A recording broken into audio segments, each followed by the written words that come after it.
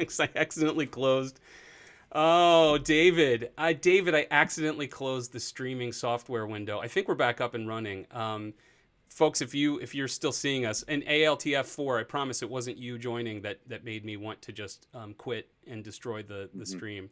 Hopefully we're back up and running. Hopefully you're still seeing us. If somebody could just fire something off in the chat. Too many windows. I was just trying to get us set up with a new workspace here so that we could start thinking about stuff. David, I think we're back up and running. I think we've got folks in here. I think everybody's Sure. still in the room with us. But once again, if anybody could, yep.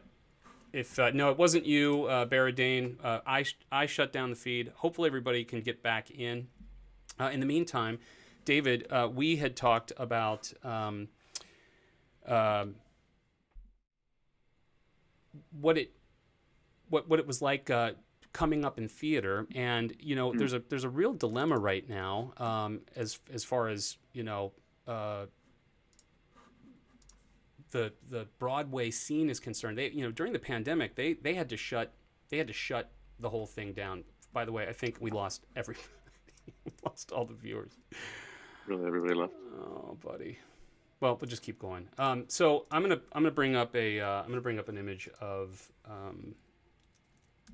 Broadway theater that we can start to riff on top of, and Sure. hopefully people will join. Yep. We've got everybody's coming back in. Thanks, guys. Sorry about that. Hey, Great. Yujako, thank you very much. Thanks for coming back. I'm sorry we lost you guys. I had a little bit of a technical problem. Glad you're making it back in. David and I are just going to continue to blaze ahead on this thing. So we're talking about what happens when an experience like theater, a live entertainment Hmm. experience. Hi, M Squirrel. Thanks for coming back. Little B Fat Brain. Thank you. And something like the pandemic comes along and wholesale shuts down the entire enterprise. And David, I know that you pursued professional theater far deeper than I did Hmm. coming out of Hmm. school. Hmm. And you had lots of friends that were doing this as livelihood in your time in New York. Sure. So I think what would really be interesting is if we could come up with terrible ideas that can sort of reimagine what theater might be like post pandemic. What do you think about that? Does that sound good? No, I think it's great. I think it's great. It was sort of getting incredibly expensive, and it was really separating classes, right? So theater used to be for all, and then Broadway came in and really sort of crushed that idea and Yep. charging three, 400, five, $1,000 to see a show like Hamilton, things like that. So I think it's a really great opportunity to just come up with a really terrible idea to reinvigorate it. All right. Well, let's jump over to the our Imagivation screen, Mhm. and I'm going to plop a. I'm just going to plop a little scene of a theater here, and we're just going to get to work. So what we want to do is come up with some terrible ideas to rescue Broadway during shutdown. So you've got tons and tons of shows that had to close down. You've got people that are trying to figure out. So Zoom theater, it's already coming in. Let's do Zoom theater from Thoughtworst. Yes, everybody virtually kind of checking in. Blocking would be a little bit different, David, I would imagine, with Zoom theater. What else? Let's stay in this sort of digital virtual space. What are ways that we could bring the theater experience to life? Terrible ways to bring the theater experience to life right in somebody's homes. Just a bunch of monitors on the stage and in the audience. Okay, yeah. So Right. you'd have an empty theater with a bunch of monitors of the actors, right? So you'd have on the stage itself, perhaps you'd have lots of monitors just kind of sitting there, um, Hmm.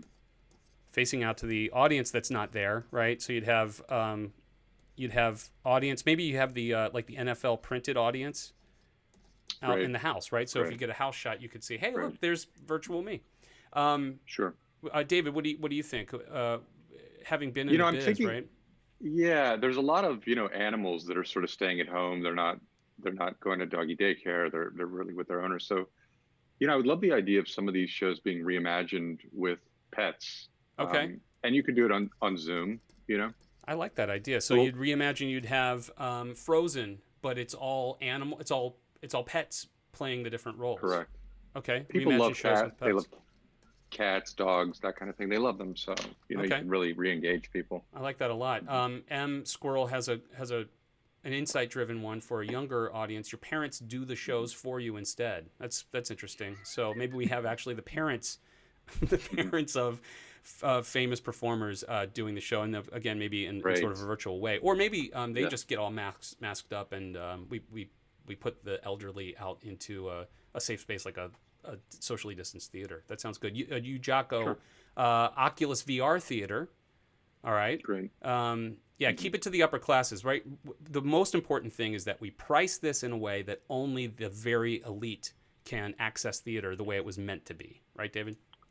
Absolutely. I think, and sort of branching off from that, why not just bring holograms directly into your home, Okay.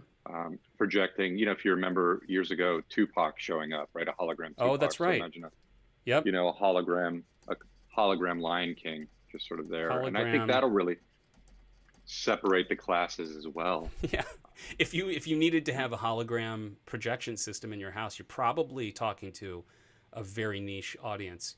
Um, Hmm. So we see Fat Head Sticker partnership with the cardboard cutouts. I like that, you Jocko. Little B Fat Brain says the Great. actors take a video of themselves doing their lines at home in their costumes, and then the production team puts it together. Okay, so maybe instead of just doing it live in Zoom, you get something that's like a pasted together amalgam of different performances. Evan Mm, R. Keller talking about virtual Zoom audiences that all the TV shows are using today is a terrible idea that made it past the pitch. Right, you're right. That is a terrible idea. I think right yeah. now, Zoom Theater, just because it's also like everyone's just so sick and tired of the whole operation, is a very terrible idea. We've got Lose the Tude, flash mobs. Why? Why have we stopped doing flash mobs, David? Did you ever use a Yeah. flash mob in any of the work that you did back when flash mobs were like happening? Every idea was a flash mob, and never was lucky enough to have that opportunity to flash a mob. I think, in today's world, a mob of anything just feels really tonally off. Yeah. Well, uh, Lose the Tude says do it in three. Just do a pop-up three-act musical in a Cheesecake Factory. I think that's a great idea. There's a lot of sort of empty cheesecake factories right now, so why should they suffer? Yeah, not a lot of three-act plays though, so that might be No, no, no. that makes it an even more terrible idea. Lose the Tude. That's Hmm. really great. Hmm. Baradane chimes in with a mobile truck that carries the Hmm. cast cast to wealthy neighborhoods to perform. The truck unfurls to reveal a full stage and props and orchestra pit. So this is again, I think it's Right. really important that we note we are serving an affluent, elite audience, and That's right. we really need to make sure that we don't step over that line, frankly, because we've got a super premium product to I really love the reinforce. idea of if you've seen used car lots, those wind dancers, Yep. Yep. those sort of Yeah. inflatables. I really love the idea of sort of having a bunch of those wind dancers in a field performing Okay. shows, you know.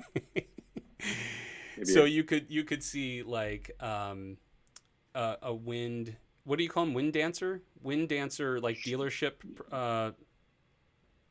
balloon creatures yeah, out in the maybe field yeah. doing Mhm. like West Side Story. Yeah, that's right. Wind dancers. Yep. Okay. That's a terrible idea. Hmm. And I think we've got everybody's very interested in going after the gated communities. Although I'm a little worried that maybe is coming with some sort of ulterior motive. Yujako says they are called wacky inflatable arm flailing tube men. Oh, Okay. okay. Well, we want to make sure that we get the terminology right, especially if we need to talk Yeah. to the wacky inflatable arm flailing tube men union, because I suspect that there's going to be a lot of union issues in place that we're going to have to kind of You traverse know, as we get through this. that's a really great point, Troy, because you're sort of reimagining Broadway. So I think you sort of have to reimagine all the, the below the line folks, the Mm-hmm. crew, the front of house people, that Mm. sort of thing. We want to make sure that they feel excluded or included, Yeah. depending So on what would which you way we do? spin What's a this. terrible idea to put an usher to work when there are no people coming to the theater? What would you do with an usher's time? Hmm. Mm-hmm. Maybe they're the ones that are wandering through gated neighborhoods, um, showing people to their houses. Yeah, That's a I think terrible that's idea. great. Giving them, maybe they just sort of shush people. We could just sort Shushing. of send them out shushing. Yeah. Um, they haven't shushed in a while. Okay. So out of work ushers, just basically generally shushing.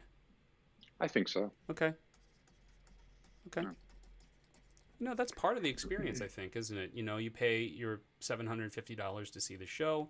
You want to just unwrap your Sparrow right there in this, and then this usher comes up and is like, "Psst, please don't That's right. eat your food." But you can do that now, no matter what, right? Hmm. And so it would be important to have shushing re-implemented in this new post-pandemic Broadway world.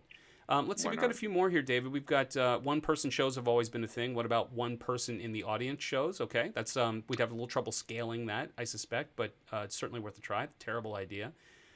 Support Sidecar says, do cats with real cats. Okay, so now we're coming back to David's reimagined Mm. show with pets, but do cats with real cats.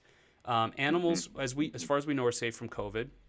And Mm. and support car sidecar says, I'm sure cats will be super easy to train and they'll get along just fine. But I like that. I like cats. Mm. Do you like the show Cats, David? Did you ever get to see that on Broadway? When I moved to New York, I used to second act a lot of things. I Mm-hmm. don't think you could do that anymore. What's But second the acting, David? audience. So the audience would, the intermission would happen. Everybody would step outside to smoke cigarettes, Okay. and then I would sort of sneak back in with the audience, and then just find an empty seat. So I saw a lot of second acts of shows when I first Okay. moved here. All right. Great. Yeah. Second act of Cats was great. Yeah. Heaviside layer, right? You got to see the best part. Hmm. Um, That's right. with That's right. the fat lady going up in the tire. Is that what happens at the end? Up to the Heaviside layer. Fat cat Sure. lady. Hmm. It's a great show, folks. It's a great show. It's based on poetry. All right, Better we've movie. got. It's a better movie. Better movie. Oh, it is. Did you Yeah. now? One of the things I think that was really notable in that there was a lot of controversy around. They wanted they had cat anuses, I think, in the original cut, and Yeah. they took them out, or they put them back in to the costumes. I don't know. Maybe there's a cat anus solution for Broadway that they just missed the boat on the first time around. It might have just been a costume challenge. All right. So Yujako says. The show is so premium that a show will only be performed if one person rents out the entire theater. No dough, no theater. Yeah, and just reinforcing what Thoughtworst was saying. I think this idea about exclusivity to the point of, just destroying theater altogether. I don't know. Maybe that's already happened. Maybe what we really need to be doing is thinking about how you make this more affordable. Is that something that are there terrible ideas for how you make theater more affordable? David, what do you think? You've done some pretty low budget theater in your time. What are some terrible ideas to actually cut the costs down and get more butts in virtual seats or eyeballs on screens? I think one of the ways to do it is if there's an incentive. So maybe, free COVID tests. Get a COVID test. Sit in the audience. We give free testing out. Yeah. Okay. That's a good one. And Free then, COVID tests and plus ticket, right? Okay. and then maybe at the end of the show you get your results. Okay. So to keep people there, regardless of That's the quality of the show, stay Sure.